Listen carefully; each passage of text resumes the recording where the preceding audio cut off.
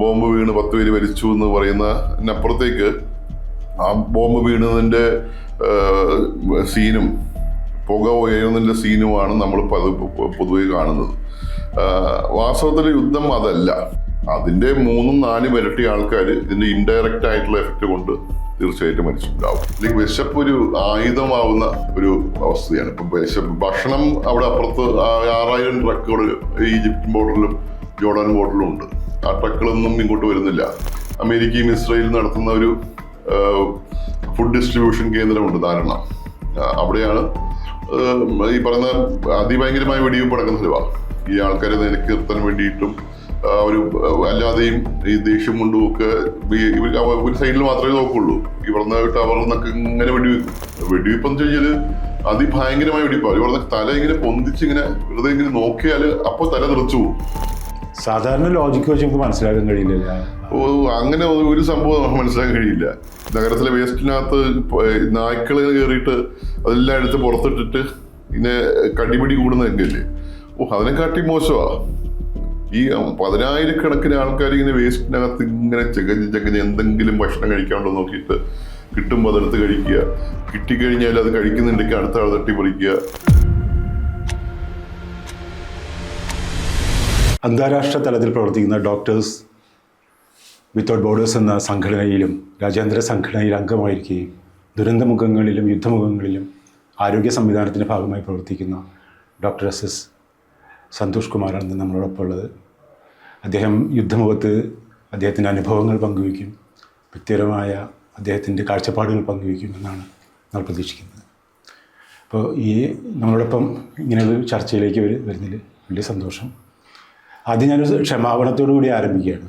ഞാൻ യഥാർത്ഥത്തിൽ ഇന്ന് രാവിലെ ഡോക്ടറുടെ പ്രദർശനം കാണാനായിട്ട് അവിടെ വന്നിരുന്നു. ഞാൻ ചുറ്റിക്കാണുകയും ആ പ്രദർശനം കണ്ട് അവസാനിച്ചു പോരുമ്പോഴാണ് ഡോക്ടർ കടന്നു വരുന്നത് ഞാൻ കണ്ടത്. സത്യത്തിൽ എനിക്കപ്പോൾ സംസാരിക്കാൻ തോന്നിയില്ല. ഭയങ്കര ടെൻസ്ഡായിട്ടുള്ളൊരു അനുഭവത്തിലൂടെയാണ്. ഒരു മിനിറ്റ് കാരണം അതെടുത്ത ഒരാളെ പെട്ടെന്ന് കാണുമ്പോൾ ഉണ്ടായിട്ടുള്ളൊരു സംസാരിക്കാനുള്ളൊരു ബുദ്ധിമുട്ട് അനുഭവപ്പെട്ടു. അതുകൊണ്ട് ഞാനതൊരു ക്ഷമ ചോദിക്കുകയാണ്. ഞാൻ ഇന്ന് രാവിലെ ആദ്യമായിട്ടാണ് കണ്ടത്. അപ്പോൾ നമ്മൾ ഈ വീഡിയോയിൽ കൊടുക്കുമെന്ന് അറിയില്ല. എനിക്ക് അങ്ങനെയാണ് ഫീൽ ചെയ്തത്. നമ്മൾ തുടക്കത്തിൽ തന്നെ എവിടെയാണ് പഠിച്ചത്, അതുപോലെ കുടുംബം എവിടെയാണ്, എങ്ങനെയാണ് നമ്മളുടെ ഇങ്ങനെയൊരു രംഗത്തേക്ക് കടന്നു വന്നത് തുടങ്ങിയ കാര്യങ്ങളെക്കുറിച്ച് പറഞ്ഞുകൊണ്ട് തുടങ്ങാമെന്ന് എനിക്ക് വിചാരിക്കും. ഞാൻ തിരുവനന്തപുരത്താണ്. എൻ്റെ വീട് തിരുവനന്തപുരത്താണ്. കാര്യവട്ടത്താണ് വീട്. പാങ്ങപ്പാറ എന്ന സ്ഥലത്തിൻ്റെ ശരിക്കും പേര്. പഴയ കാലത്തിൽ ഒരു വില്ലേജ് ആയിരുന്നു. ഇപ്പോൾ അങ്ങനെയൊന്നുമില്ല. ഇപ്പോൾ ടെക്നോ പാർക്കിൻ്റെ വളരെ അടുത്തുള്ള സ്ഥലമാണ്. സിറ്റിയുടെ ഇങ്ങനെ ഏറ്റവും ബൂമിങ് ആയിട്ടുള്ള ഒരു പ്രദേശമായിട്ട് മാറിയിട്ടുണ്ട്. അവിടെ നിന്നാണ് നമ്മൾ സ്കൂളും അവിടെ തന്നെയായിരുന്നു. പിന്നെ അവിടുന്ന് പിന്നെ UNS കോളേജിൽ പിന്നെ അന്ന് പ്രീ ഡിഗ്രിയാണ്. പ്രീ ഡിഗ്രി UNSലായിരുന്നു. അത് കഴിഞ്ഞിട്ട് എൻ്റെ മെഡിക്കൽ കോളേജിലേക്ക് 17 വയസ്സിൽ നമ്മൾ അങ്ങ് കയറുകയാണ് ചെയ്യുന്നത്. തിരുവനന്തപുരം മെഡിക്കൽ കോളേജാണ്. വീട്ടിൽ നിന്ന് 5 കിലോമീറ്ററല്ലേ ഉള്ളൂ. പിന്നെ വാസ്തവത്തിൽ നമ്മുടെ ലോകം മുഴുവനും മെഡിക്കൽ കോളേജും അവിടുത്തെ കാര്യങ്ങളും സിറ്റിയിൽ ഈ പറഞ്ഞ തിരുവനന്തപുരത്തിൻ്റെ ആ ഒരു ക്ലൗഡിനകത്ത് ആണ് നമ്മൾ എല്ലാ കാര്യങ്ങളും നടത്തിയിട്ടുള്ളത്. നമ്മുടെ സുഹൃത്തുക്കളും ഇപ്പോഴും അങ്ങനെ തന്നെ. ഏത് കാര്യം ചെയ്താലും ഇപ്പോൾ എക്സിബിഷൻ്റെ കാര്യം പോലും നമ്മൾ നമ്മുടെ സുഹൃത്തുക്കളോട് സംസാരിക്കുകയും അവരോട് ചർച്ച ചെയ്യുകയും അവരുടെ ഐഡിയാസ് പങ്കുവെക്കുകയും ഒക്കെ ചെയ്തിട്ടാണ് ഓരോ കാര്യങ്ങളുമൊക്കെ നമ്മൾ മുന്നോട്ട് നിൽക്കുന്നത്. അതാണ് ഒരു ഇങ്ങനൊരു പ്രവർത്തനത്തിൽ ഏർപ്പെടാനായിട്ട് കാരണം വെച്ച് കഴിഞ്ഞാൽ എനിക്ക് തോന്നുന്നു അന്നത്തെ കാലത്ത് നമുക്ക് ഈ പറഞ്ഞൊരു ലെഫ്റ്റിസ്റ്റ് മൂവ്മെൻറ്റ് പൊതുവെ വളരെ സ്ട്രോങ് ആയിരുന്ന മൂവ്മെൻറ്റാണ്. സ്ട്രോങ് മാത്രമല്ല, വയലൻ്റ് ആയിരുന്ന മൂവ്മെൻറ്റാണ് എന്ന് വേണം പറയാൻ. ഈ വയലൻസ് മുഴുവൻ നടക്കുന്നത് തിരുവനന്തപുരത്താണ്. കാരണം ഈ അന്നത്തെ മാധ്യമങ്ങളെന്ന് വെച്ച് കഴിഞ്ഞാൽ പത്രങ്ങളാണുള്ളത്. അപ്പോൾ ബാക്കി ഇവിടെ അടിപിടി നടന്നതിലൊന്നും വലിയ കാര്യമൊന്നുമില്ല. തിരുവനന്തപുരത്ത് എന്തെങ്കിലും നടന്നു കഴിഞ്ഞാൽ, സെക്രട്ടേറിയറ്റിന് മുമ്പിൽ നടന്നു കഴിഞ്ഞാൽ, അങ്ങനെ അവിടുത്തെ എന്തെങ്കിലും സംഭവം നടക്കുമ്പോഴാണ് അതൊരു വാർത്തയൊക്കെ ആവുന്നത്. അപ്പോൾ അതിന് വേണ്ടിയിട്ടുള്ള ഈ പറയുന്ന മാധ്യമ ശ്രദ്ധ പിടിച്ചു പറ്റാൻ വേണ്ടിയിട്ടുള്ള പ്രവർത്തനങ്ങളൊക്കെയാണ്. അപ്പോൾ സ്ഥിരാകേന്ദ്രം എപ്പോഴുമൊക്കെ ട്രിവാൻഡ്രം ആയിരിക്കും. അതുകൊണ്ട് തന്നെ പക്ഷേ മെഡിക്കൽ കോളേജ് അങ്ങനെയല്ല. മെഡിക്കൽ കോളേജിനകത്ത് പൊതുവേ ഒരു അരാഷ്ട്രീയമായ അന്തരീക്ഷമാണ് അന്നുണ്ടായിരുന്നത്. ഒരു പക്ഷേ ഈ പറയുന്ന പണ്ട് മുതൽ ഈ പറഞ്ഞൊക്കെ ഈ എൻട്രൻസ് ഒക്കെ കടന്നു വരുന്നതിനകത്ത് കമ്പാരിറ്റീവ്ലി ഈ പറയുന്ന അവിടുത്തെ അധ്യാപകരുടെ ഇൻഫ്ലുവൻസും ഒക്കെ ഒരു ഇഗാലിറ്ററിനപ്പുറത്തേക്ക് ഒരു അപ്പർ ക്ലാസ് പറഞ്ഞ ഒരു എന്ന് പറയുന്ന ഒരു ക്രസ്റ്റ് ഓഫ് ദി സൊസൈറ്റി എന്നൊക്കെ പറഞ്ഞിട്ട് നിങ്ങൾ ഏറ്റവും മുകളിൽ നിൽക്കുന്ന മനുഷ്യന്മാരാണ്, ഈ കാര്യങ്ങളൊന്നും ഇടപെടാൻ പാടില്ല, ഇന്ന കാര്യം ചെയ്യാൻ പാടില്ല എന്നുള്ള ഒരു അലിഖിതമായ നിയമങ്ങളൊക്കെ എപ്പോഴും ഉണ്ട്. അപ്പോൾ ആ കാലഘട്ടത്തിലാണ് അവിടെ SFI ഒക്കെ നമ്മൾ ചെല്ലുമ്പോഴൊക്കെ വിദ്യാർത്ഥി സംഘടനയിലുണ്ടായിരുന്നു. വിദ്യാർത്ഥി സംഘടനയിൽ പിന്നെ തീർച്ചയായും വിദ്യാർത്ഥി സംഘടനയുണ്ട്. ഞാൻ അവിടെ ജില്ലാ കമ്മിറ്റിയിലുണ്ടായിരുന്നു, ജില്ലാ കമ്മിറ്റി അംഗമായിരുന്നു. കോളേജിലെ SFI സെക്രട്ടറി ഒക്കെ ആയിരുന്നു. അതിനേക്കാൾ അപ്പോൾ ആ സമയത്ത് നാഷണൽ സർവീസ് സ്കീമിലുണ്ടായിരുന്നു. നാഷണൽ സർവീസ് സ്കീം നല്ലൊരു എനിക്ക് തോന്നുന്നു, അപ്പം അതിപ്പോൾ കേന്ദ്ര സർക്കാർ നടത്തുന്നൊരു സ്കീമാണെങ്കിൽ പോലും പലതരം ഗുണങ്ങൾ അതിനകത്തുണ്ട്. ഇങ്ങനെ സ്റ്റുഡൻസിനൊക്കെ സ്വതന്ത്രമായിട്ട് ഒരു സർവീസ് മൈൻഡോടോ അല്ലെങ്കിൽ സോഷ്യൽ സർവീസ് ഇതിലേക്ക് ഇടപെടാൻ പറ്റുന്ന ഒരു സാഹചര്യം, അവരുടെ ക്രിയേറ്റിവിറ്റി ഉപയോഗിക്കാൻ പറ്റുന്ന സാഹചര്യം പലപ്പോഴും ഒക്കെ അത് കിട്ടിയിരുന്നു. അപ്പോൾ അങ്ങനെയാണ് ആ സമയത്ത് 91-ലാണെന്ന് തോന്നുന്നു ലാത്തൂറിലെ എർത്ത്ക്വേക്ക് അത് ഉണ്ടാവുന്നത്. ലാത്തൂർ എർത്ത്ക്വേക്ക് വെച്ച് കഴിഞ്ഞാൽ ഈ മഹാരാഷ്ട്രയും കർണാടകയിലെ ബോർഡറാണ്.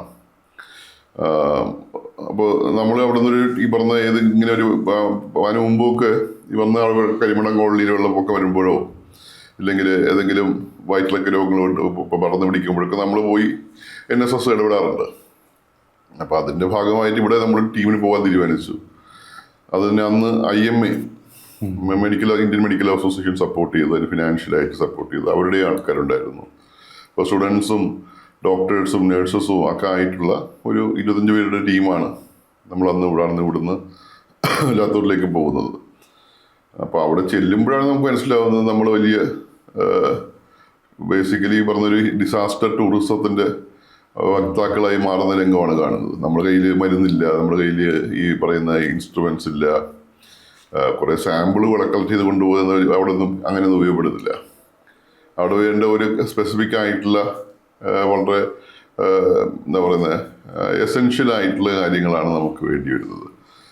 അതിന് വേണ്ടിയുള്ള ലോജിസ്റ്റിക്സ് വേണം, ഓപ്പറേഷൻ തിയേറ്റർ വേണം, ICU വേണം, നല്ല ആശുപത്രിയുടെ ബാക്കി സംവിധാനങ്ങൾ, ലാബ്, വെള്ളം, ഇങ്ങനെയൊക്കെ പല സംഭവങ്ങളൊക്കെ വേണമല്ലോ. നമുക്കത് കൊണ്ടൊന്നും 25 പേര് കൊണ്ടുപോയിട്ട് യാത്ര ചെയ്യാൻ തന്നെ ഈ പൈസ ഉണ്ടാക്കിയ പാട് നമുക്കറിയാം. അപ്പോഴാണ് ഈ MSF ഡോക്ടേഴ്സ് വിത്തൗട്ട് ബോർഡേഴ്സ് അവിടെ അവരൊരു കണ്ടെയ്നർ ഹോസ്പിറ്റൽ എന്ന് പറഞ്ഞിട്ട് സംവിധാനം ഉണ്ടായിരുന്നു. ഒരു 2 കണ്ടെയ്നർ അവർ ഷിപ്പിൽ കൊണ്ടുവന്നിട്ട് അവിടെ നിന്ന് ഈ സ്ഥലത്ത് കൊണ്ടുവന്നിട്ട് ഏതെങ്കിലും ഒരു ബിൽഡിങ്ങിൻ്റെ ഈ പറഞ്ഞ താരതമ്യേന ഭേദമായിട്ടൊരു ബിൽഡിങ്, അന്ന് അവിടെ ഒരു ഹോസ്പിറ്റൽ പകുതി പൊളിഞ്ഞൊരു ഹോസ്പിറ്റൽ ഉണ്ടായിരുന്നു ലാത്തൂരിൽ, ഡിസ്ട്രിക്ട് ഹോസ്പിറ്റൽ.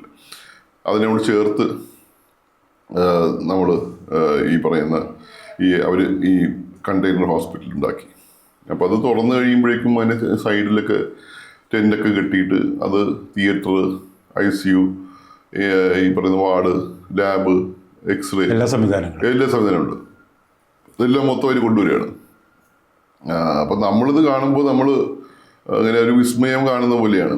ഇങ്ങനെ ഒരു സംഭവത്തിന് വേണ്ടി ഒരു കാത്തു നിന്ന പോലെ എന്നുവെച്ചാൽ അങ്ങനെ തന്നെയാണ് സംഭവിക്കുന്നത്. ഒരു ഡിസാസ്റ്റർ വന്നിട്ട് ഇതൊക്കെ ഉണ്ടാക്കാൻ പറ്റില്ല. ഡിസാസ്റ്റർ വരുന്ന മുമ്പ് തന്നെ തയ്യാറായി ഇരിക്കണമല്ലോ. അപ്പോൾ അതിനുവേണ്ടി എല്ലാ സാധനങ്ങളും എടുത്ത് വെച്ച് അത് മെനക്കെട്ടാണ് പരിപാടിയാണ്. ഈ പറഞ്ഞ എക്സ്പയറി ഡേറ്റ് നോക്കി അത് എക്സ്പയറി ഡേറ്റ് അല്ലെന്ന് മനസ്സിലാക്കി ഓരോ ഇൻസ്ട്രുമെൻസും ക്ലീൻ ചെയ്തെടുത്ത് സ്റ്റെറിലൈസ് ചെയ്ത് വെക്കണം, പീരിയോഡിക്കലി ചെയ്ത് വെക്കണം. അതിന് ആളിനെ കിട്ടാൻ വേണ്ടിയിട്ട് തപ്പിയെടുക്കണം. ഇതുകൊണ്ട് ഇൻസ്റ്റാൾ ചെയ്യാൻ ടെക്നീഷ്യൻ വേണം, വെള്ളം കൊണ്ടുവരുന്ന ആൾ വേണം. അപ്പോൾ അങ്ങനെ ഒരു വൻ ടീമാണ്.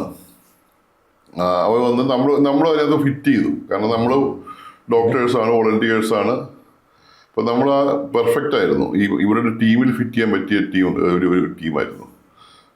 അപ്പോൾ അങ്ങനെയാണ് നമ്മൾ എനിക്ക് തോന്നുന്നു അങ്ങനെ ഒരു എക്സ്പോഷർ അതൊരു വലിയ ക്രിട്ടിക്കൽ ഈവന്റ് ആയിട്ടാണ് എനിക്ക് തോന്നുന്നത്. അപ്പോൾ പഠിച്ചുകൊണ്ടിരിക്കുന്ന സമയമാണ്. പഠിച്ചുകൊണ്ടിരിക്കുന്ന സമയത്ത് അപ്പോൾ നമ്മളിത് ഒരു ഇങ്ങനൊരു സംഭവം നമ്മുടെ ജീവിതത്തിൽ ഇങ്ങനെ കണ്ടിട്ടുണ്ട്. നമ്മുടെ ആശുപത്രിയിലൊക്കെ ഇതൊക്കെ പറഞ്ഞ മാസ് കാഷ്വാലിറ്റി കാണുന്നത് അവരൊക്കെ കംപ്ലീറ്റ് ഡിസാസ്റ്ററാണ്. നമ്മുടെ ആശുപത്രിയിലായാലും ഒരു ഡിസാസ്റ്ററാണ്. അപ്പോൾ ഇത് പെർഫെക്റ്റ് എന്ന് വെച്ചാൽ ഇങ്ങനെ ഒരു സംവിധാനമൊക്കെ ഉണ്ടാക്കി അതിനുവേണ്ടി ഡെഡിക്കേറ്റ് ചെയ്ത് അതിൻ്റെ ഒരു കമ്മിറ്റ്മെൻറ്റ്, അതിന് ഈ ഫിനാൻസ്, അഡ്മിനിസ്ട്രേഷൻ, ഇങ്ങനെ എല്ലാം നടത്തുന്ന ഒരു ഏർപ്പാട് ഭയങ്കര ഫാസിനേറ്റിംഗ് ആയിട്ട് നമ്മളെ ഇൻസ്പയർ ചെയ്യും. അവിടെ പോയി വർക്ക് ചെയ്യുമ്പോൾ ഇൻസ്പയർ ചെയ്യും. അതിന് സാധാരണ നമ്മളൊരു 3 ആഴ്ച ആണ് നമ്മൾ പ്ലാൻ ചെയ്തതെങ്കിൽ ബാക്കി എല്ലാവരും പോയ ശേഷം ഞാനൊരു 3 മാസം ഞാൻ അവിടെ നിന്നു. അത് കഴിഞ്ഞിട്ടാണ് ഞാൻ തിരിച്ചു പോരുന്നത്. അപ്പോൾ നമ്മൾ എന്തായാലും ഈ പഠിച്ചു കഴിഞ്ഞിട്ട് ഇങ്ങനൊരു സ്ഥലത്ത് പോകണമെന്നൊക്കെ ഇവർ കൂടെ കുറച്ച് വർക്ക് ചെയ്യണമെന്നൊക്കെ ഞാൻ അത് തീരുമാനിച്ചു. അത് കഴിഞ്ഞിട്ട് പഠിച്ചു കഴിഞ്ഞിട്ടാണ് ഞാനും ഇവരുടെ കൂടെ ഛത്തീസ്ഗറിലും ഭദ്രാചലത്തിലും നോർത്ത് ഈസ്റ്റിലുമൊക്കെ പല പ്രാവശ്യമായിട്ട് ഇന്ത്യയിൽ പ്രോജക്റ്റുകളുണ്ട്. ഇന്ത്യയിൽ പ്രോജക്റ്റ് വെച്ച് കഴിഞ്ഞാൽ ഈ പറയുന്ന നമ്മൾ പലപ്പോഴും വിചാരിക്കും ആഫ്രിക്കയിലാണ് ഏറ്റവും കൂടുതൽ ദാരിദ്ര്യമുള്ളതെന്നൊക്കെ വിചാരിക്കും. അങ്ങനെയൊന്നുമില്ല. ആഫ്രിക്ക ടീം വളരെ മോശമായ സ്ഥലമാണ് ഈ പറയുന്ന ഛത്തീസ്ഗറും. ഒരുപക്ഷെ ഇപ്പോഴും അങ്ങനെയൊക്കെ തന്നെ ഈ ഛത്തീസ്ഗറും ഭദ്രാചലവും അങ്ങനെയുള്ള സ്ഥലങ്ങളും, മധ്യപ്രദേശ്, ഈ ഉത്തർപ്രദേശിൻ്റെ പറഞ്ഞ ജാർഖണ്ഡൊക്കെ ഇപ്പോഴും അങ്ങനെ തന്നെയാണ്. എല്ലാ ഇൻഡെക്സുകളൊക്കെ വളരെ ഈ പറഞ്ഞ ഇൻഫൻറ്റ് മോർട്ടാലിറ്റി ആയാലും മറ്റേണൽ മോർട്ടാലിറ്റി ആയാലും അങ്ങനെ കൂടി നിൽക്കുന്ന സ്ഥലങ്ങളായിട്ടാണ്. അപ്പോൾ അവിടെ പോയി ഇവരുടെ കൂടെ കുറച്ച് നാൾ വർക്ക് ചെയ്തിരുന്നു, ഇടയ്ക്കിടയ്ക്ക് വർക്ക് ചെയ്തിട്ടുണ്ടായിരുന്നു. പിന്നെ അപ്പോഴാണ് ഞാൻ പരിയാരം മെഡിക്കൽ കോളേജിൽ വർക്ക് ചെയ്തിട്ടുണ്ടായിരുന്നു. അതിനിടയ്ക്കാണൊക്കെ പോയി ചെയ്യുന്നത്. അപ്പോൾ അത് കഴിഞ്ഞ് അവിടുത്തെ കുറേ സമരമൊക്കെ അതിൻ്റെ ഭാഗമായിട്ട് എം വി രാഘവൻ ആയിരുന്നു മിനിസ്റ്റർ. കക്ഷിയുമായിട്ടുള്ള ഏറ്റുമുട്ടലിൽ അവസരം നമ്മൾ ഇങ്ങനെ നമ്മളൊരു യൂണിയനൊക്കെ ഉണ്ടായിരുന്നു അവിടെ. 10 എല്ലാ ജീവനക്കാരും ഉണ്ടായിരുന്ന യൂണിയനകത്ത് എന്നെ പുറത്താക്കി. അപ്പം ഞാൻ പോയി PG ജോയിൻ ചെയ്തു. ബാക്കി 800 പേര് വഴിയാതരായി. അവർ ഓരോരുത്തരായിട്ട് പുറത്താക്കി. അവർക്ക് ജോലി ഇല്ലാണ്ടായി. അതിനുശേഷം അത് വീണ്ടും തിരിച്ച് വീണ്ടും PG ജോയിൻ ചെയ്യുകയാണ്.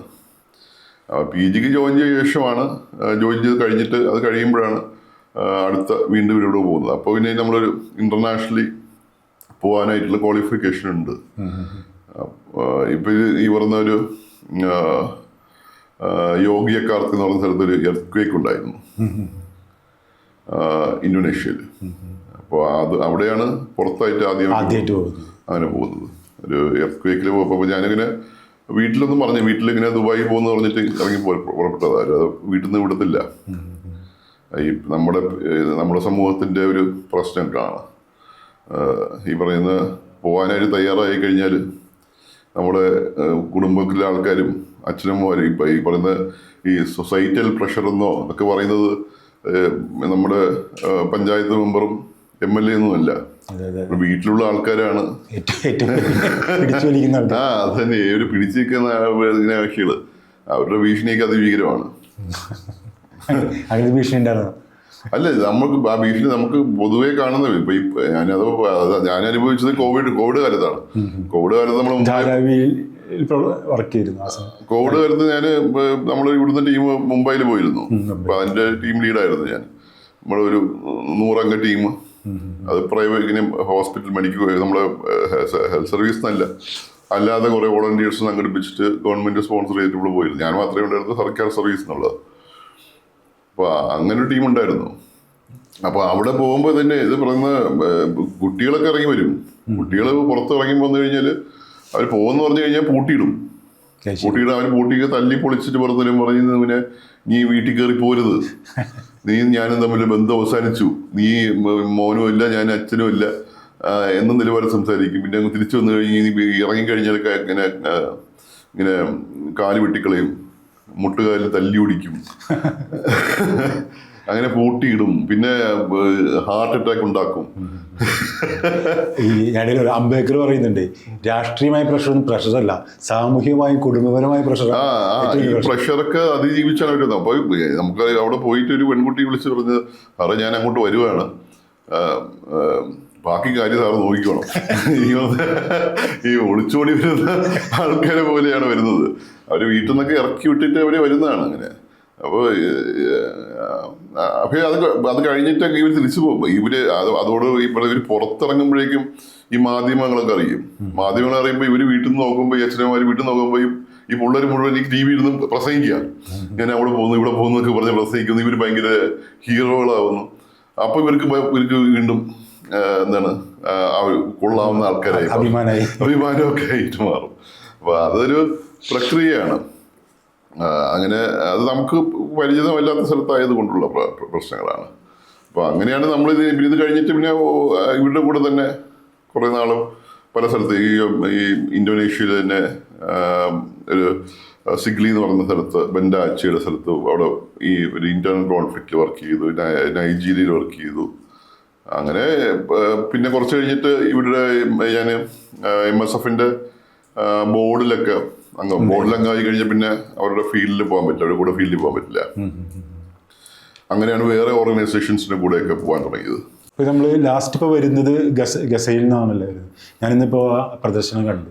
ആ പ്രദർശനം ആരംഭിക്കുന്നത് ഭയങ്കര വിഷമം തോന്നുന്നു. അതായത് തുടങ്ങുന്നത് തന്നെ വിസർജ്യങ്ങളുടെ ഒരു ദുർഗന്ധത്തിൻ്റെ ഉള്ളിലാണ് നമ്മൾ ഗസയിലേക്ക് കടന്നിരുന്നത്. അതേപോലെ തന്നെ നൂറുകണക്കിന് ആളുകൾ ലാട്രിൻ ഇല്ലാതെ അങ്ങനെ പുറത്ത് പോകാനായിട്ട് യാതൊരു സംവിധാനവും ഇല്ലാതെ സത്യത്തിൽ യുദ്ധങ്ങൾ ആദ്യം മനുഷ്യന് അന്തസ്സ് കെടുത്തിക്കളയില്ലേ? അതിനെക്കുറിച്ചുള്ള ആക്ച്വലി ഇതാണ് നമുക്ക് വാസ്തവത്തിൽ നമ്മൾ പഠിക്കേണ്ടത്.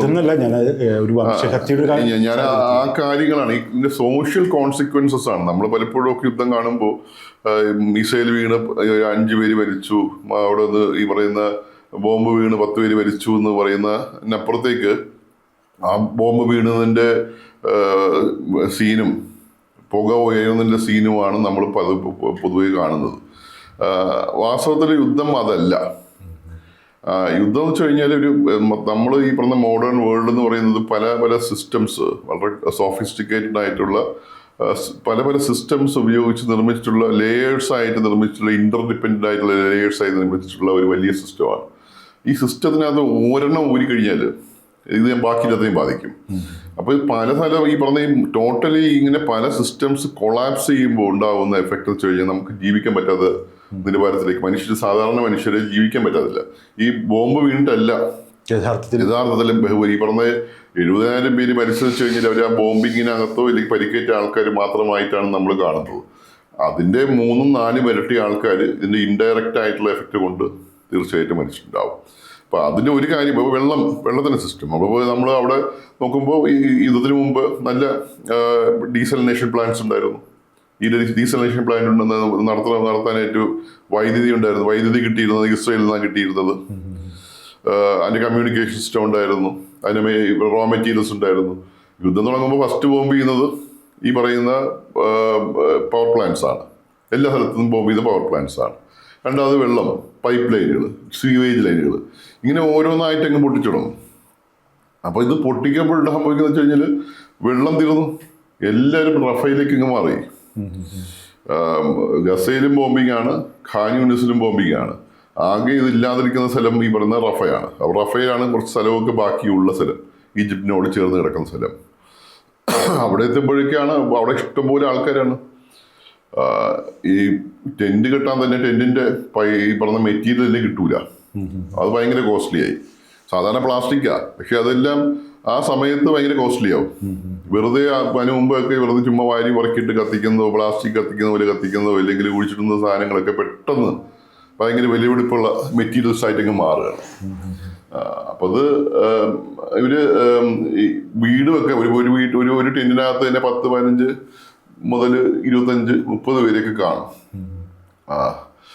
ടോയ്ലറ്റ്സ് ഇവർക്ക് നിർമ്മിക്കാൻ പറ്റില്ല, കാരണം ഈ സാധനമില്ല, ബാക്കിയുള്ള സംവിധാനങ്ങളില്ല. ഇത് മാത്രമല്ല, ഇത് എപ്പോൾ പോകണമെന്ന് അറിയത്തില്ല. അപ്പോൾ ഈ ടോയ്ലറ്റ്സ് ഒക്കെ ഉണ്ടാക്കുന്നത് WHO, UNO ബാക്കിയുള്ള ഏജൻസീസാണ് ഉണ്ടാക്കുന്നത്. ഒരു ടോയ്ലറ്റിലൊക്കെ ഏകദേശം ഒരു ദിവസം വെള്ളമില്ലല്ലോ. എന്നിട്ട് പോലും 1500 മുതൽ 2000 പേരൊക്കെയാണ് ടോയ്ലറ്റൊക്കെ സാധാരണ ഉപയോഗിക്കുന്നത് മിനിമം. അതെല്ലാം ഈ പറയുന്ന വെള്ളമില്ലെങ്കിലുള്ള അവസ്ഥ അറിയാലോ. ഇതെല്ലാം അങ്ങ് ഒഴുകി പരന്ന് റോഡിലൂടെ ഒക്കെ ഇറങ്ങി അങ്ങ് ശരിക്കും നമ്മൾ ഇവിടെ ഇറങ്ങുമ്പോൾ തന്നെ ഈ മണം അങ്ങ് അടിച്ചു കയറും. നമ്മൾ എന്താണ് നമ്മൾ സൂവേജ് പൊട്ടിയോടും മുഴുവൻ എന്നൊക്കെ ആലോചിച്ചിട്ടിരിക്കും. പിന്നെ നമ്മൾ പോകുമ്പോഴേ മനസ്സിലായി ഇതെല്ലാം റോഡിലൂടെ പോകും. നമ്മൾ റോഡിലൂടെ നടക്കാൻ തുടങ്ങി നമ്മൾ അങ്ങനെ മണലൊക്കെ പതുപതുത്ത മണലാണ്. ഈ കുമ്പള ഈ പറഞ്ഞ ഹൈഡ്രജൻ സൾഫൈഡ് കുമ്പളകൾ ഇങ്ങനെ വരും നമ്മൾ ചവിട്ടുമ്പോൾ. ഇതുണ്ടാക്കുന്ന പ്രശ്നം ഈ പറഞ്ഞ വെള്ളം കുടിക്കാനില്ല. ഇപ്പൊ ആൾക്കാർ രാവിലെ ഈ പറഞ്ഞ വെള്ളത്തിന് വേണ്ടിയിട്ട് ഇറങ്ങി പരക്കം പായും. ഒരു കുപ്പി വെള്ളം കിട്ടാൻ വേണ്ടിയിട്ട് കുട്ടികളൊക്കെ ആയിട്ട് ഇങ്ങനെ ഓടി നടക്കുന്നതാണ്. എവിടെ നിന്നെങ്കിലുമൊക്കെ ഒരു സ്ഥലം നോക്കിയിട്ട് എടുക്കും, വെള്ളം എടുക്കും, അപ്പം തന്നെ കുടിക്കും. അതെല്ലാം ഈ കണ്ടാമിനേറ്റഡ് ആയിട്ടുള്ള വെള്ളമാണ്. ഇങ്ങനെ ദിവസം മുതൽ എല്ലാ ദിവസവും ഔട്ട് ബ്രേക്സ്, ഈ പറഞ്ഞ ടൈഫോയിഡ്, ഡിസെൻട്രി, ഷിഗല്ലോസിസ്, ജിയാഡിയാസിസ് എന്ന് പറഞ്ഞിട്ട് ആ ഏരിയ മുഴുവൻ ഇങ്ങനെ എല്ലാ ഒരു 35% ആൾക്കാർ ടർഫയിൽ അന്ന് ഡയറിയാണ്. ഇതില്ലാത്തതുണ്ട്. ഡയറി വന്നുള്ള പ്രശ്നം നമുക്ക് ഇതെന്ന് വെച്ചാൽ ഈ കോവിഡ് നമ്മൾ ചുമച്ച് കുരച്ച് രക്തമൊക്കെ തുപ്പിയൊക്കെ മരിക്കുമ്പോൾ നമുക്ക് എന്താ പറയുന്നത് ഒരു ഡിഗ്നിറ്റി ഒക്കെ ഉണ്ടെന്ന് പറയാം. ഇതങ്ങനെയില്ല. നമ്മൾ ഇത് വന്നു കഴിഞ്ഞാലും ഡയറി വന്നു കഴിഞ്ഞാൽ നമുക്ക് ലാറ്ററിന് പോകണ്ടേ. അതിന് മുമ്പിൽ പോയി നിൽക്കുമ്പോൾ 150-200 പേരാ ക്യൂവില്. എല്ലാവരും ഇതുപോലെ നിൽക്കുന്ന ആൾക്കാരാ. ഒന്നും മറികടക്കാൻ പറ്റൂല. ഇനി പെട്ടെന്ന് പോകണമെന്ന് പറയാൻ പറ്റത്തില്ല. എല്ലാവരും ഇത് നിൽക്കുന്ന ആളാ. മനുഷ്യന്റെ പറഞ്ഞ ആയുസ് അങ്ങ് ഒടുങ്ങിപ്പോവും. എന്തിനാ ജീവിക്കുന്നത് തീരുമാനിക്കും. ഈ ഡിഗ്നിറ്റി മുഴുവൻ അവസാനിച്ച് അവര് അവിടെ ഇരിക്കാൻ തുടങ്ങും, നിൽക്കുന്നിടത്ത് ഇരിക്കാൻ തുടങ്ങും. ആ സമൂഹത്തിൽ മുഴുവൻ ആൾക്കാരിങ്ങനെ ഇരിക്കാൻ തുടങ്ങും. നമ്മളിങ്ങനെ വലിയ ക്യാമ്പിലേക്കൊക്കെ ഇങ്ങനെ ഒരു 10,000 ടെന്റുള്ള ക്യാമ്പിൽ നടക്കുകയാണ്. നമ്മൾ ക്ലിനിക്കിലേക്ക് നടന്നു പോകുമ്പോഴൊക്കെ 2 സൈഡിലും ഇങ്ങനെ ആൾക്കാർ ഇങ്ങനെ നിരന്നിരിപ്പുണ്ട്. അങ്ങനെ സ്ത്രീകളും കുട്ടികളും അല്ല. ഈ പറഞ്ഞ ആ വേഷം ഒരു നല്ല വേഷമായിട്ട് തോന്നിയത് എനിക്കപ്പോഴാണ്. ഇതെടുത്തിങ്ങ് തലയിൽ കൂടെ മൂടും. മുഖം ആണല്ലോ നമ്മൾ തിരിച്ചറിയുന്നൊരു സംഭവം. ഒരു മനുഷ്യനെ തിരിച്ചറിയുന്ന ഒരു സംഭവം. അതും മൂടിയിട്ട് ബാക്കി മുഴുവൻ അങ്ങ് എക്സ്പോസ്ഡ് ആയിട്ടിരിക്കുന്ന ആൾക്കാരാണ്. മാനസികാവസ്ഥയാണല്ലോ മനുഷ്യർ. അവരുടെ ഡിഗ്രി മൊത്തം അപ്പൊ നമ്മൾ നടന്നു പോകുമ്പോൾ ഒച്ച കേൾക്കുമ്പോൾ ഇവര് എക്കിത്തെറിക്കും. ഇങ്ങനെ അറിയാതെ വിതുമ്പിപ്പോവും, കരഞ്ഞു പോവും. ഇപ്പൊ സ്ത്രീകളൊക്കെ ആണെങ്കിൽ കരഞ്ഞു പോവും. ഇത് ഒരു പ്രാവശ്യം പോകുന്നത്, 1ഉം 2ഉം അല്ലല്ലോ, 3-4 പ്രാവശ്യം പോയി അവസാനം മരുന്നും കഴിക്കാൻ പറ്റത്തില്ല. ഹോസ്പിറ്റലിൽ കൊണ്ടുപോകാൻ ആളില്ല, വെള്ളം കൊടുക്കാനാളില്ല. അവരവിടെ ഡീഹൈഡ്രേഷൻ മറിഞ്ഞു വീഴുന്നിടത്ത് വീണ്ടും ഇത് നടത്തും. അങ്ങനെ ഇതിനകത്ത് കിടന്ന് ഇങ്ങനെ മരിക്കുന്ന ആൾക്കാർ ഇങ്ങനെ ഈ ടെന്റിന്റെ മുമ്പിൽ ഇങ്ങനെ മരിച്ചു പോകുന്ന ഒരു രംഗം ഉണ്ടായിരുന്നു. ഭയങ്കര ഡിസാസ്ട്രസ് ആയിട്ടുള്ള, നമുക്ക് ഈ പറഞ്ഞ കാഷ്വാലിറ്റിയിലേക്ക് നിൽക്കുമ്പോൾ പരിക്കേറ്റ ആൾക്കാരെയൊക്കെ നമുക്ക് മനസ്സിലാക്കാം. ഒരു സമൂഹം മുഴുവൻ ഇപ്പൊ ഇന്ത്യയെ പോലെ ഇവിടെ നമുക്ക് ഈ റോഡ് സൈഡിലോ ട്രെയിനിൽ പോകുമ്പോൾ ട്രെയിനിന്റെ സൈഡിലോ ഒക്കെ ആൾക്കാരിരുന്ന് നമ്മളൊരു കൾച്ചറലി അങ്ങനെ ബോട്ടപ്പാണ്. അല്ലെങ്കിൽ അങ്ങനത്തെ ഒരു നമ്മൾ കാണാറുണ്ട്. പ്രശ്നമില്ലാത്ത മനുഷ്യന്മാരായിട്ടുണ്ട്. നമുക്ക് വിഷയമൊന്നുമില്ല. പക്ഷെ അവിടെ അങ്ങനെയില്ല. വളരെ ഈ പറയുന്ന സെക്യൂർഡായിട്ട് ഈ പറയുന്ന പുറത്ത് മുഖം കാണിക്കാതെ നടക്കുന്ന ആൾക്കാരാണ് ഒരു സുപ്രഭാതത്തിൽ ഇങ്ങനത്തെ ഒരു പതനത്തിലേക്ക്, ഒരു വലിയ സംഭവത്തിലേക്ക് എടുത്തെറിയപ്പെടുന്നത്. അതിലുണ്ടാക്കുന്ന ആഘാതം ഭയങ്കരമാണ്. കുട്ടികളുടെ ഒരു അവസ്ഥയും ഇതേപോലെ തന്നെ ഞാൻ അതിലൊരു ചിത്രം കണ്ടു. കുട്ടികൾ ബസ്സിൽ ഇതിൽ കയറുന്നു, എന്താ പറയാ, ഒരു സ്ഥലത്ത് പോകുന്നു, അടുത്ത വണ്ടി പോകും. അതെ, കുട്ടികൾ അത് ഇപ്പൊ പോകുമ്പോഴാണ് അത് ഈ ഹങ്കർ എന്ന് പറയുന്നതിന്റെ ഇതുപോലത്തെ ഒരു വിഷയമാണ്.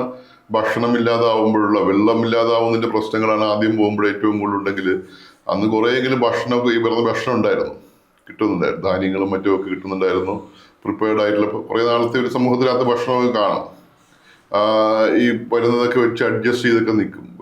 ഒരു ക്രിട്ടിക്കൽ സിറ്റുവേഷനിലാണ് പിന്നെ അത് താഴോട്ട് പോയിട്ട് അതുകൊണ്ട്. അപ്പൊ ഞാൻ ഈ അവസാനം പോകുന്നത് ജൂണിൽ ആണ് പോകുന്നത്. ജൂണിൽ അവസാനം പോകുമ്പോൾ ആ സിറ്റുവേഷൻ ഒരു ഹങ്കർ അല്ലെങ്കിൽ വിശപ്പ് ഒരു ആയുധമാവുന്ന, ഒരു മാരകമായ ആയുധമാവുന്ന ഒരു അവസ്ഥയാണ്. ഇപ്പൊ ഭക്ഷണം അവിടെ അപ്പുറത്ത് 6000 ട്രക്കുകൾ ഈജിപ്ഷ്യൻ ബോർഡറിലും ജോർഡാൻ ബോർഡറിലും ഉണ്ട്. ആ ട്രക്കുകളൊന്നും ഇങ്ങോട്ട് വരുന്നില്ല. ഇവിടെ വരുന്നത് ഒരു ദിവസം 10-20 ട്രക്കുകൾ മാത്രമായിരിക്കും ഇപ്പോഴിങ്ങനെ ആകെ വരുന്നത്. ഇതുകൊണ്ട് ഒന്നും ആവൂല. അപ്പോൾ ഈ പറയുന്ന ഭക്ഷണം എന്ന് പറയുന്നത് ഇപ്പോൾ ഞാനും നിങ്ങളും തമ്മിൽ ഇരിക്കുകയാണെങ്കിൽ നടുക്കൊരു ഒരു ഭക്ഷണം വെച്ച് കഴിഞ്ഞാൽ ഇത് എടുക്കുന്നതിനെ കുറിച്ച് നമ്മൾ പങ്കിടുന്നതിനെ കുറിച്ചുള്ള ചിന്തയില്ല. കാരണം എൻ്റെ പുറകിൽ എൻ്റെ കുടുംബത്തിൽ 10-20 പേരുടെ അന്നത്തെ വിശപ്പാണ്, അല്ലെങ്കിൽ 2 ദിവസത്തെ 3 ദിവസത്തെ 10 ദിവസത്തെ വിശപ്പാണ് അതിൻ്റെ ശമനമാണ് ഇവിടെ ഇരിക്കുന്നത്. അപ്പോൾ നിങ്ങളും ആ സൈഡിൽ അങ്ങനെ തന്നെയാണ്. ഇത് രണ്ടും തമ്മിൽ എന്താണ് ഡിഫറൻസ് വെച്ച് കഴിഞ്ഞാൽ ജീവിക്കുകയും മരിക്കുകയും തമ്മിലുള്ള ഡിഫറൻസിലാണ് ഇത് ആദ്യം ആരെടുക്കും അല്ലെങ്കിൽ ആരിത് കൊണ്ടുപോകും എന്നുള്ളൊരു ഡിസിഷൻ ഇരിക്കുന്നത്. അപ്പോൾ അത് മാൻമെയ്ഡാണ്. പക്ഷെ അതിൻ്റെ ഈ പറഞ്ഞ കൾമിനേഷൻ ഇരിക്കുന്നത് ഒരു ജീവിക്കുകയും മരിക്കുകയും തമ്മിലുള്ള വ്യത്യാസത്തിലാണ് അതിൻ്റെ കൾമിനേഷൻ ഇരിക്കുന്നത്. അപ്പം മുതിർന്നവർ മുഴുവൻ ഈ പറയുന്ന എങ്ങനെയെങ്കിലും ഭക്ഷണം ഉണ്ടാക്കാനായിട്ട്, ഒരു ഭക്ഷണം വെച്ച് കഴിഞ്ഞാൽ ഭയങ്കര പാടാണ്. അപ്പോൾ GHF നടത്തുന്ന ഗാസ ഹ്യൂമാനിറ്ററിയൻ ഫൗണ്ടേഷൻ എന്ന് പറഞ്ഞിട്ട് അമേരിക്കയും ഇസ്രായേലും നടത്തുന്ന ഒരു ഫുഡ് ഡിസ്ട്രിബ്യൂഷൻ കേന്ദ്രമുണ്ട് ധാരണ. അവിടെയാണ് ഈ പറയുന്ന അതിഭയങ്കരമായ വെടിവെപ്പ് നടക്കുന്ന സ്ഥലമാണ്. ഈ ആൾക്കാരെ നിലക്ക് നിർത്താൻ വേണ്ടിയിട്ടും ഒരു അല്ലാതെയും ഈ ദേഷ്യം കൊണ്ടുമൊക്കെ ഒരു സൈഡിൽ മാത്രമേ നോക്കുള്ളൂ. ഈ പറഞ്ഞ ടവറിൽ നിന്നൊക്കെ ഇങ്ങനെ വെടിവെക്കും. അങ്ങനെ ഒരു സ്ഥലമാണ് ഈ ഫുഡ് ഡിസ്ട്രിബ്യൂഷൻ സെന്റേഴ്സ് എന്ന് പറയുന്നത്. നമ്മളിങ്ങനെ ഒരു ദിവസം എല്ലാ ദിവസവും നമ്മൾ ഈ കാഷ്വാലിറ്റിയിൽ ഇരിക്കുമ്പോൾ നമ്മൾ കാണുന്നത് വെച്ച് കഴിഞ്ഞാൽ രാവിലെ നോക്കുമ്പോൾ ഈ കഴുതവണ്ടിയിലും കുതിരവണ്ടിയിലുമായിട്ട് ഇങ്ങനെ കണക്കിന് കുട്ടികളും സ്ത്രീകളും ബാക്കി രാത്രി മുഴുവൻ ഈ വെടികൊണ്ട് മരിച്ചവരുടെ എണ്ണം. അത് കുട്ടികളെന്ന് വെച്ച് കഴിഞ്ഞാൽ ഛിന്ന ഭിന്നമായ സംഭവമാണ്. തലയ്ക്കകത്തും നെഞ്ചിലും ഒക്കെ ഇനി ബാക്കി സ്ഥലമില്ല. ഈ വെടിയുണ്ട കയറി ഇനി ബാക്കി പോകാനായിട്ട് സ്ഥലമില്ലാത്ത അത്രയ്ക്കും ഛിന്ന ഭിന്നമായിട്ടുള്ള സംഭവം. നമ്മൾ എന്തിനാണ് ഈ കുട്ടികളിങ്ങനെ 6 വയസ്സായ കുട്ടി 8 വയസ്സായ കുട്ടികളൊക്കെ എന്തിനാണ് ഇങ്ങനെ വെടിവെക്കുന്നത് നമുക്ക് ആലോചിച്ചു പോകും. അപ്പം അതിൻ്റെ പിറകിൽ നമ്മൾ പിന്നെ ഇവർ പോയ കക്ഷികളുമായിട്ട് സംസാരിക്കുമ്പോഴാണ് മനസ്സിലാവുന്നത്. ഇപ്പം ഈ കുട്ടികൾ നോക്കാനാണല്ലോ, ഒരു സ്കൂളില്ല, കൊണ്ട് ചെല്ലാനാളില്ല, നോക്കാൻ വീട്ടിലാളില്ല. ഇവര് മുഴുവൻ സമയം റോഡിലൊക്കെയാണ്. ഏതെങ്കിലും ഈ പറയുന്ന വണ്ടിയിലൊക്കെ, കഴുത വണ്ടിയിലോ കുതിര വണ്ടിയിലോ ഒക്കെ ചുമ്മാതെ കയറും. എല്ലാവരും കൂടെ ഒരുമിച്ചും കയറി പോകാന്ന് പറഞ്ഞിട്ട് അവന് ഡ്രൈവർ പറയും കയറിക്കൊള്ളാൻ പറയും. ഇവര് റൈഡ് കൊടുക്കാന്ന് പറഞ്ഞ് പോയിട്ട് ഇവിടെ കൊണ്ട് നിങ്ങൾ ഇവിടെ ഇറങ്ങി ഞങ്ങൾ ഇങ്ങോട്ട് പോകുമെന്ന് പറയും. അപ്പോൾ ഇവര് തിരിച്ചു പോകാനായിട്ട് നോക്കുമ്പോൾ ഇവർക്ക് സ്ഥലം അറിയില്ല. താമസിച്ച സ്ഥലമൊക്കെ ഇവർ ഇപ്പോഴേ മാറി കഴിഞ്ഞ് പറയാനും അറിയില്ല. അപ്പോൾ അടുത്ത വണ്ടി കയറിയിട്ട് ആരെങ്കിലും തിരിച്ചറിഞ്ഞെന്ന് പറഞ്ഞിട്ട് നിങ്ങൾ അവിടെ കൊണ്ടാക്കാന്ന് പറഞ്ഞാൽ അവിടെ കൊണ്ടാക്കും. അങ്ങനെ അവസാനം കുറേ പേര് ഈ പറയുന്ന ഈ ട്രക്കിലേക്ക് കയറും, ഫുഡ് കൊണ്ടുപോകുന്ന ട്രക്കിലൊക്കെ കയറിയിട്ട് അവസാനം ഈ ഫുഡ് ഡിസ്ട്രിബ്യൂഷൻ സെന്ററിലൊക്കെ എത്തും. അപ്പോൾ ഇവര് അവിടെ നിന്ന് വൈകിട്ടായി കഴിഞ്ഞാൽ പിന്നെ തിരിച്ചിടാൻ പറ്റത്തില്ല. പിന്നെ അവിടെ കിടന്ന് ഉറങ്ങേ ഉള്ളൂ. അപ്പോൾ ഇവര് അവിടെ കിടന്നിങ്ങനെ മണലിൽ കിടന്നങ്ങ് ഉറങ്ങും. ഉറങ്ങിയിട്ട് രാത്രി ഒരു 12 മണി 1 മണിയാകുമ്പോൾ ഈ ആളുടെ എണ്ണം കൂടിയിട്ട് ടവറിന്ന് വെടിവെപ്പ് തുടങ്ങും. വെടിവെപ്പെന്ന് വെച്ച് കഴിഞ്ഞാൽ അതിഭയങ്കരമായ വെടിവെപ്പാണ്. അവർ പറഞ്ഞ തല ഇങ്ങനെ പൊന്തിച്ചിങ്ങനെ വെറുതെ ഇങ്ങനെ നോക്കിയാൽ അപ്പോൾ തല തെറിച്ചു പോകും. അപ്പോൾ ഇവരിങ്ങനെ കിടക്കുന്നത് ഉരുണ്ടൊക്കെയാണ് നീങ്ങുന്നത്. ഈ കുട്ടികളിങ്ങനെ കിടന്നിട്ട് ഈ പറഞ്ഞ ഈ ടവയിൽ ഭയങ്കരമായ ഒച്ചയും വെളിച്ചും ഒക്കെ വരുമ്പോൾ ഇവന് മുഹമ്മദ് പറഞ്ഞത് ഇങ്ങനെയാണ്. ഇപ്പൊ എൻ്റെ അടുത്ത് കിടക്കുന്നവന് ഒരു 12 വയസ്സുകാരൻ അവന് ഇങ്ങനെ ഈ വെടിയൊച്ച കേട്ട് അവൻ കിടന്ന നല്ല ഉറക്കത്തിലായിരുന്നു. ഭയങ്കര ഒച്ചയും ഈ പറയുന്ന ഡ്രോണിൽ നിന്ന് വരുന്ന സാധനങ്ങളൊക്കെ നോക്കുമ്പോൾ ഇങ്ങനെ പൂത്തിരി കത്തിക്കുന്ന പോലെ ഇങ്ങനെ വരുന്ന ഒരു ആകാശമാണ്. ഇവൻ ഈ ഞെട്ടി നോക്കുമ്പോൾ ഇതെല്ലാം ഭയങ്കര ഭംഗിയുള്ള സംഭവമായിട്ട് നിന്നു. ഇവരിങ്ങനെ കണ്ട ആ കൗതുകത്തോടെ എഴിച്ച് നിന്നുപോയി. നിന്നത് മാത്രമേ ഓർമ്മയുള്ളൂ എന്നാണ്. 19 ബുള്ളറ്റ് ഒന്ന് കയറിയുന്ന അങ്ങ് ചെതറിപ്പോയിയാണ് ഈ ചെക്കന് ചെതറിപ്പോയി എന്നാ പറഞ്ഞത്. ചെതറിപ്പോയി. അവന് എന്ത് ചെയ്യാൻ നമുക്ക് ഈ പറഞ്ഞത് ഇങ്ങനെ നമ്മുടെ കൺമുന്നിൽ ഇങ്ങനെ ചെതറിപ്പോകുന്ന മനുഷ്യനെ കാണുന്നതെന്ന് പറയുന്നത്. ഈ ഒരു ആകാശത്തിൽ ഈ പറഞ്ഞ ഈ വെടിയുണ്ടകൾ നോക്കി നിൽക്കുമ്പോൾ അത് ഏറ്റുവാങ്ങിയിട്ട് ചെതറിപ്പോകുന്ന ശരീരങ്ങളായിട്ട് കുട്ടികളങ്ങ് മാറും. ഇവരെ പുറത്തേക്ക് ഒന്നും ചെയ്യാനൊന്നുമില്ല. ആക്ച്വലി രാവിലെ വരുന്ന മുഴുവൻ മരിച്ച ആൾക്കാർ മാത്രമേ ഉണ്ടാവുള്ളൂ. കുട്ടികൾക്ക് ഉണ്ടാവുന്ന മാറ്റങ്ങൾ നമുക്കൊരിക്കലും ഇവര് എടുത്തെറിയപ്പെടുന്ന സ്ഥലങ്ങൾ അച്ഛൻ ഇതുപോലെ കുടുംബത്തിലെ ആണുങ്ങൾ മുഴുവൻ ഇങ്ങനെ മുഹമ്മദ് തന്നെ പറഞ്ഞ മുഹമ്മദിന്റെ 2 ബ്രദേഴ്സ് ഈ ഫുഡ് ഡിസ്ട്രിബ്യൂഷൻ സെന്ററിൽ ഒരുത്തൻ ഈ പറഞ്ഞ സ്റ്റാമ്പേഡിൽ ആൾക്കാർ കൂട്ടം കൂടിയെന്ന് ഭയങ്കര ചവിട്ടും ഇതായിട്ട് അതിനകത്ത് വിട്ട് മരിച്ചു. വേറെ സമയത്ത് ഇവർ ട്രക്കിനകത്തേക്ക് വലിഞ്ഞു കയറും. ഈ ഡൂൺ സിനിമയിലൊക്കെ നമ്മൾ കാണുന്ന പോലെ മണലിലിങ്ങനെ പൊതിഞ്ഞ് കിടന്നിട്ട് ഈ ട്രക്ക് പോകുമ്പോൾ ട്രക്കിനകത്ത് നിന്ന് ചാടി ട്രക്ക് പോകുമ്പോൾ ട്രക്കിലേക്ക് ഇങ്ങനെ ചാടി കയറി ഡ്രൈവറെ ഇങ്ങനെ അടിച്ചു വീഴ്ത്തി കുത്തി ഉലർത്തി പുറത്തേക്ക് എറിയുന്നു. വണ്ടി പോയി വേറെ സ്ഥലത്തേക്ക് മറിയുന്നു. ഈ ഭക്ഷണം മുഴുവൻ അങ്ങനെ തെറിച്ചു പോകുന്നു. അതിന് പുറകെ കൂട്ടമായിട്ട് ആൾക്കാർ ഇങ്ങനെ ഓടി എത്തുന്നു. അപ്പോൾ മറ്റേവർ അറിഞ്ഞിട്ടുടനെ അവർ വെടിവെക്കാനായിട്ട് വരുന്നു. അങ്ങനെ ഭയങ്കരമായ വെടിവെപ്പും ഈ ഭക്ഷണം കണ്ടു കഴിഞ്ഞാൽ പിന്നെ എടുക്കാനേ തോന്നുള്ളൂ. ഒരെണ്ണമെങ്കിലും എടുത്തിട്ട് ഓടാന്നിരിക്കും. ആ ഒരെണ്ണം എടുക്കുമ്പോഴായിരിക്കും അടുത്ത വെടി കിട്ടുന്നത്. ഇവിടെ കിടക്കും. അങ്ങനെ അവരുടെ ഒരു കൂട്ടം ഇങ്ങനെ ഓരോ സമയത്തും വരുന്ന ഇങ്ങനെ പാറ്റേൺ ഓഫ് ഇഞ്ചുറീസ് ഉണ്ട്.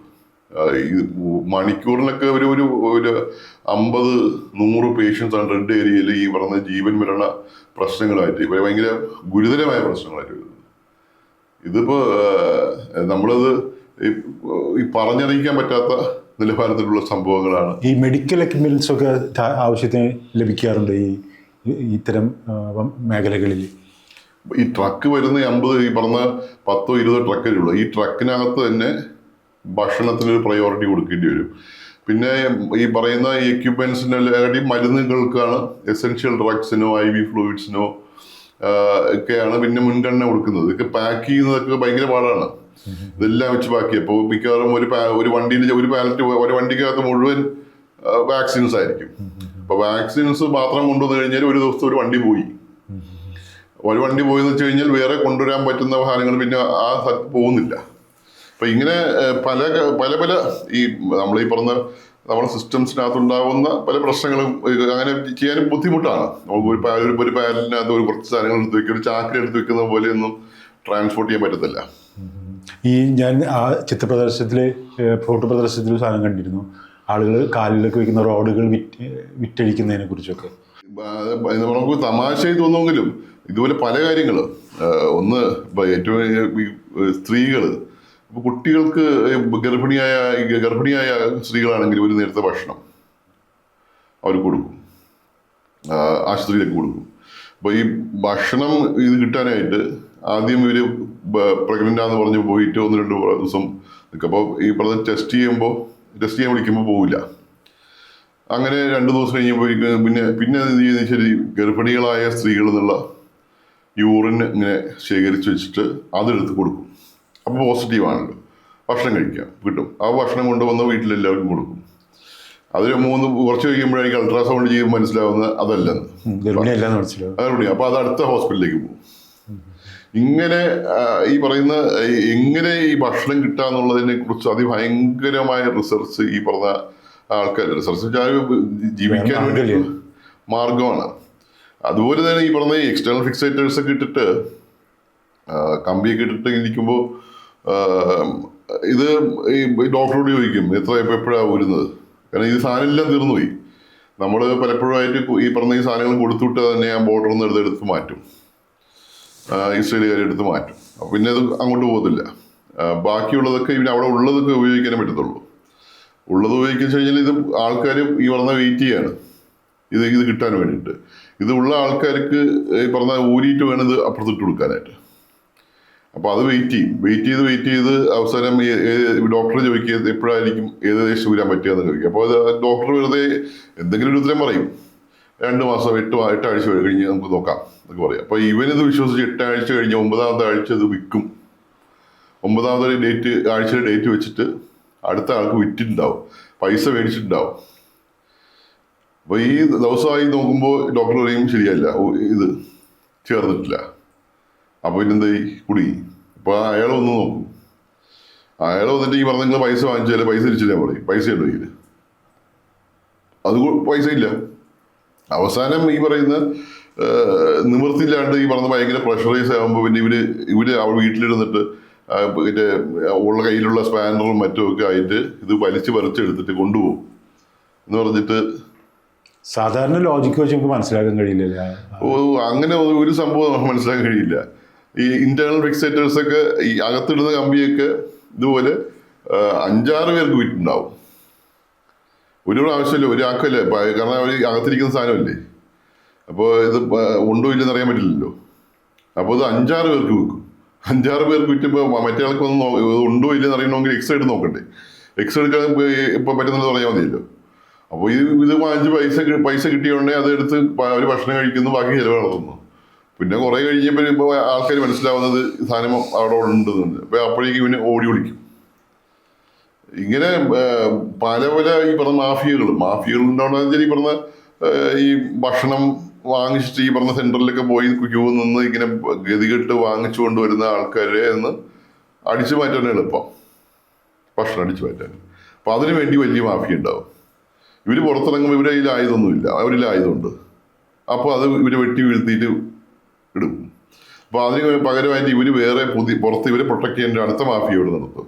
ഈ 2 മാഫിയകൾ തമ്മിലുള്ള അടിയാവും. അവരടുത്ത ലിസ്റ്റായിട്ട് ഇങ്ങനെ കൂട്ടമായിട്ട് കാഷ്വാലിറ്റി വരും.